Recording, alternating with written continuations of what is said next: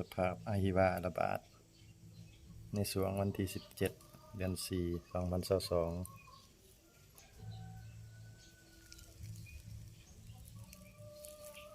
ไก่ใหญ่เงาประมาณ 3-4 วันแล้วตายลักษณะอาการนี่เงาซึมเนาะมีฮ้อนแหละแสดงอาการภายนอกหายใจยากกระเพาะบ่ย่อยมีน้ำลายออกทางปากส่วนขี้นี่สิเป็นขี้เขียวขี้ขาวหน่อยหนึ่งเนาะ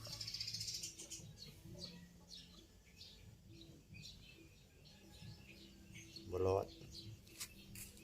ตายหลายปีนี้มีประมาณไก่น้อยประมาณ20-30 ตัวตายไก่ใหญ่นี่ไก่ใหญ่ซำนี้3 ตัวเนาะแต่ว่าบ่ได้เฮ็ดวัคซีนเนาะปีนี้ก็ถือว่าสร้างความเสียหายหลายมานี่สิมาลงวัคซีนอาฮิวาไก่เพราะว่าไก่ตายหลายช่วงอาทิตย์ผ่านมายังเหลือแต่ตัวแข็งแรงเป็นวัคซีนลาววัคซีนอาฮิวาเนาะสำหรับสัตว์ปีกผลิตจากศูนย์ผลิตยาสัตวแพทย์ 19,000 สุดนี่เข็ม 2,000 เป็น21ซักได้50 มิลลิลิตรประมาณ50 ตัว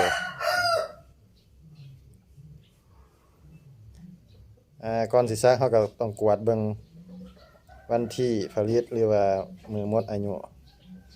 เป็นเดือนหนึ่งวันปี2023เนาะทุกเทื่อเราต้องกวดเบิ่งตัวนี้ก่อนผลิตเนี่ยน้ำยามันกระจายขายมาไก่อยู่บ่ล่ะจากนั้นเขาก็จะได้ปิ่นปากแก้วลงเอาใส่เข็มฉีดยาดูดเอาประมาณ1 ซีซีเด้อหรือว่า1 มิลลิลิตรต่อตัวฉีดใส่ลืบหนังกล่องลืบหนังหรือว่ากรามก็ได้ที่จับกะเอาไก่มาแนบใส่กับตัวก็บ่มีคนสวยนี่เอา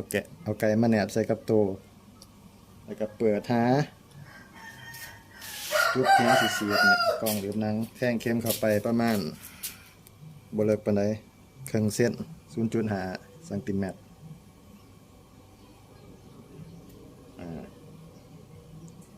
เฮ็ดเข้าไป1 ซีซีเอาทายเอามองนี่แน่นนี่เห็นบ่นี่ใส่สีดเข้าไประวังไก่ดีดเนาะมันสิดีดเข็มใส่เฮาเจ็บเด้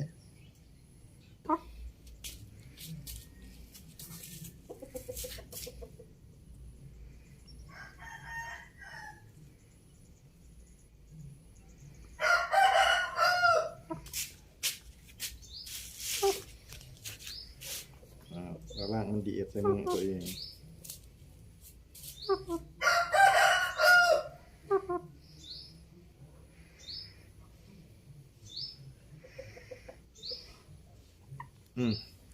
ซักเขาเลือบหนังกองปีกก็ได้เนาะอันตรายได้ไกลไงดีนเก่ง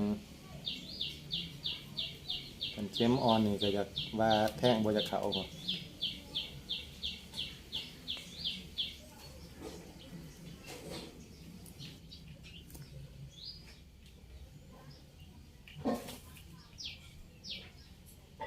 ระวังมันดีนะลูกจับมันบ่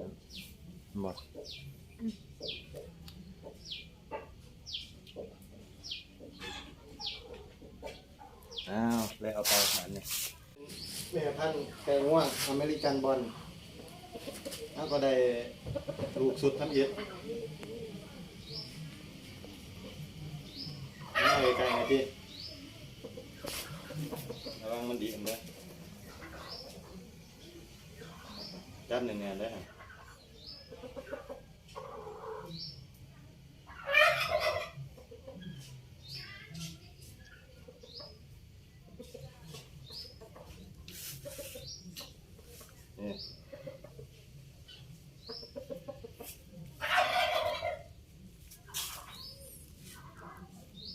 ซูมเขาเนี่ยโอ้นู่นต้นปูนเลยอ้าวโชคดีเด้ออย่าตายป้าเจ้าของอันนี้เป็นพอพันธุ์อเมริกันบอลพกโลหะกินเกงลายมอน